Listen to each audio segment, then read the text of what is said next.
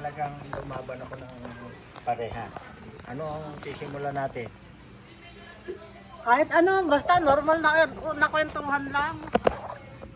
Nagtatanim si Tatay Onse ng mga halaman. Oo, kasi tigang na eh. Oo nga.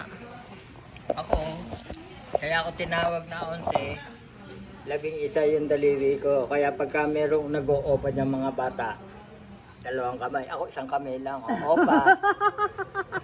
Hello, opa. O, diba? Kaya nga.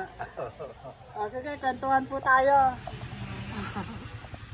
Eh, mahaba yung kwento ko eh. Baka, Okay lang.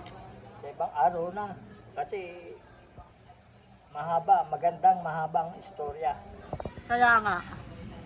Kasi sa totoo lang, ang lupa namin, 11 hektarya.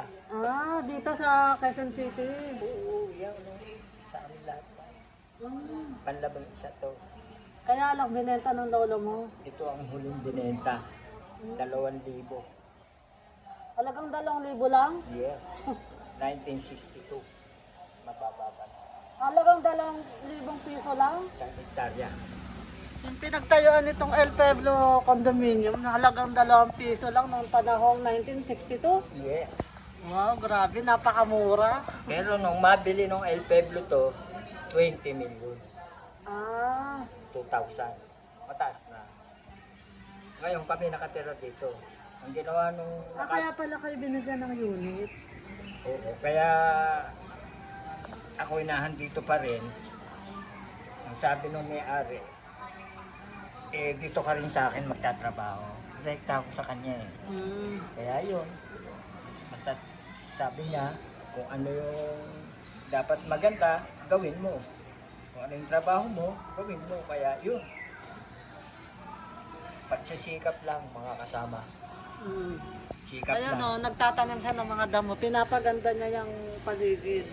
Ako nagpaganda nito nung araw.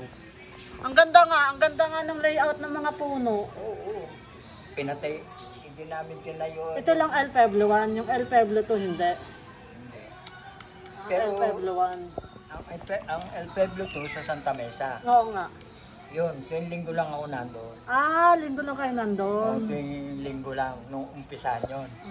Pagkatapos, El Pueblo 3, nasa Tagaytay na kami, yari na. Ah, Yari na. nagpupunta din kayo doon. Sinasahuran naman kayo ng may-ari. At syempre, sinusundo pa kami pag sasakyan. At Ah, doon kami nag-Christmas party every year. kayo lang po, pati kasama mga anak niyo. Mga admin, mga maintenance, yun, magkakasama kami. Kaya lang, marami nang nagsialis. Hindi nakayanan. Ang sipag ni tatay, 71 years old, nagtatrabaho pa rin. No? Kaya pa naman. Oo. Kaya pa. Wala po kayo maintenance. Wala pa. Wow, nice. Katulad din ng mami ko. Oo. Ingat lang sa pagkain. Mm-mm. Ingat lang sa pagkain. Basta kung kakain ng karne, gusto sa tulog, aabutin mo 100 taon. Kasi gusto kong abutin 100 taon para magkaroon ako ng 100,000. Tama. Ah, di ba? 80 nga lang, meron ng 10,000. Opo. Eh, gusto ko, 85, 75 meron din. meron na. Oo. Eh, malapit na. 4 taon na lang ako. Meron na akong makukuha sa gobyerno. Kaya, tiyaga-tiyaga lang. Tiyaga, ingat, sipag at tiwala. Respeto. Saka po, tama. Yes. Yan ang importante. Ang sarap niyo pong kausap. Ang dami kong matututunan sa inyo. Hindi, sa totoo lang talaga ako. Laki sa hirap. Pero nagising ako, milyonaryo. Ah, milyonaryo pala kayo. Nung araw, oo, nagising ako.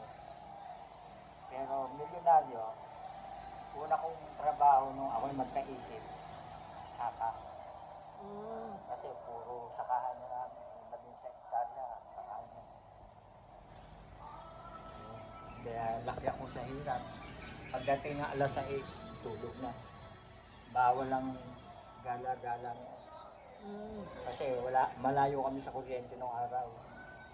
malayo. Kaya ang ilaw namin dito, Coleman, Gasera, Oo. yan ang mga ilaw namin nung araw. Kinakain namin noon, nilagang talbos sa kabagoong. Ako, napakasarap. Pagkatapos sa umaga, sasabawan mo ng gatas ng kalabaw. Yes! Ako, napakasarap. Kaya hindi ko pagpapalit yung mga ulam namin nung araw.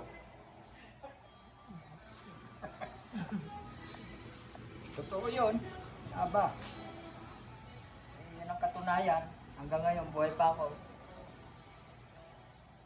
Walang pagkasamangda mo. Matagal mga tayo. Kasabihan yun. Ito, masamang damo, matagal ang buhay. Pero ako, hindi ako masamang damo. Ako ang damong mabait. Kaya sinuwerte.